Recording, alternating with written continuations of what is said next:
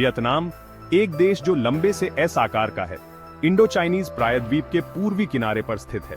इसकी यह अनोखी भौगोलिक स्थिति, लंबी समुद्र तट रेखा और उपजाऊ नदी डेल्टा के साथ ने इसके भाग्य को आकार देने में महत्वपूर्ण भूमिका निभाई है।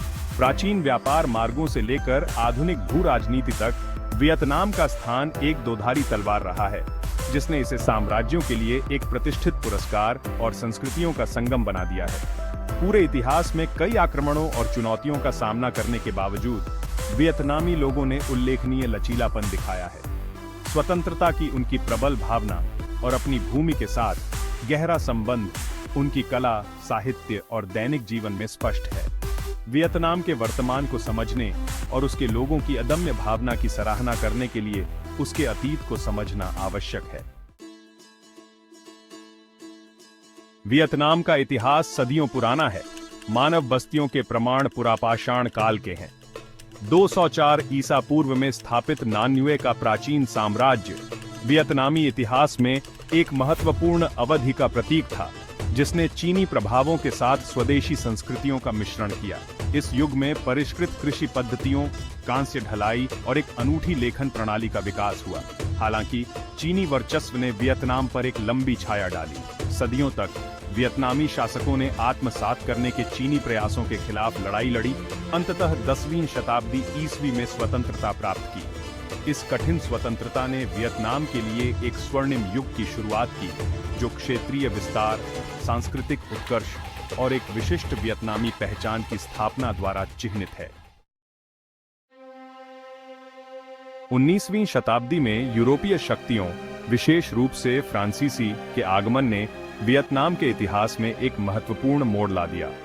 आंतरिक विभाजनों का फायदा उठाते हुए और औपनिवेशिक महत्वाकांक्षाओं से प्रेरित होकर फ्रांस ने धीरे धीरे वियतनाम, लाओस और कंबोडिया पर नियंत्रण स्थापित कर लिया, जिससे फ्रांसीसी इंडोचाइना का गठन हुआ।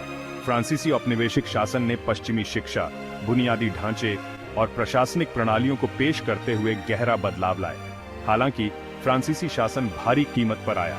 वियतनाम के संसाधनों का शोषण, वियतनामी संस्कृति का दमन और फ्रांसीसी अभिजात वर्ग और स्थानीय आबादी के बीच बढ़ती असमानता ने आक्रोश को हवा दी और वियतनामी राष्ट्रवाद के बीज बोए। गुप्त समाजों और प्रतिरोध आंदोलनों का उदय हुआ, जो औपनिवेशिक बेड़ियों को तोड़ने के लिए दृढ़ थे। भाग 4, एक राष्ट्र जागता है। पहला इंडो चाइना युद्ध। द्वितीय विश्व युद्ध के बाद एशिया में राष्ट्रवादी आंदोलनों का पुनरुत्थान हुआ। जापानियों की हार ने एक शक्ति शून्य पैदा कर दिया, जिसे वियतनामी राष्ट्रवादियों ने भर दिया। हो ची मिन्ह ने 2 सितंबर 1945 को स्वतंत्रता की घोषणा की। फ्रांस ने वियतनाम लौटकर पहला इंडो चाइना युद्ध छेड़ दिया। 1946 से 1954 तक यह संघर्ष चला। डिएन बिएन फू में वियतनामी जीत के साथ युद्ध समाप्त हुआ। भाग 5, मार्गदर्शक सितारा। हो ची मिन्ह। वियतनाम के स्वतंत्रता संग्राम में हो ची मिन्ह से बड़ा कोई व्यक्ति नहीं है।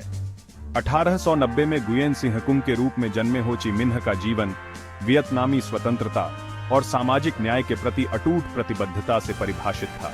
एक शिक्षक के रूप में अपने शुरुआती दिनों से लेकर वियतनामी हित के लिए समर्थन मांगने के लिए विदेश यात्राओं तक, हो ची मिन्ह वियतनामी राष्ट्रवाद के प्रतीक के रूप में उभरे, जिन्हें उनके अनुयायियों ने अंकल हो के रूप में सम्मानित किया। प्रथम इंडो चाइना युद्ध के दौरान उनका नेतृत्व, एक एकजुट और स्वतंत्र वियतनाम के लिए उनका दृष्टिकोण और किसानों के कल्याण के प्रति उनकी प्रतिबद्धता ने उन्हें एक राष्ट्रीय प्रतीक बना दिया। आज भी हो ची मिन्ह की विरासत वियतनामी लोगों की पीढ़ियों को प्रेरित करती रहती है। उनकी छवि सार्वजनिक भवनों को सुशोभित करती है और उनकी शिक्षाएं देश के राजनीतिक विमर्श को आकार देती हैं। भाग 6, राख से फीनिक्स, आधुनिक वियतनाम। 1954 के जिनेवा समझौते ने वियतनाम को उत्तर और दक्षिण में विभाजित कर दिया। शीत युद्ध के तनाव और आंतरिक विभाजन के कारण वियतनाम युद्ध हुआ, एक लंबा संघर्ष जिसने कम्युनिस्ट उत्तर को अमेरिका समर्थित दक्षिण के खिलाफ खड़ा कर दिया। साइगोन के पतन के बाद 1975 में वियतनाम का पुनर्मिलन हुआ। चुनौतियों के बावजूद वियतनाम ने हाल के दशकों में उल्लेखनीय प्रगति की है और दक्षिण पूर्व एशिया में सबसे तेजी से बढ़ती अर्थव्यवस्थाओं में से एक के रूप में उभर रहा है। आप इतिहास के दीवाने हैं तो आप बिल्कुल सही जगह पर हैं। वीडियो पसंद आई तो फिर लाइक बटन दबा दीजिए, और भी चाहिए सब्सक्राइब कीजिए और हमारे इतिहास प्रेमियों के समुदाय का हिस्सा बनिए।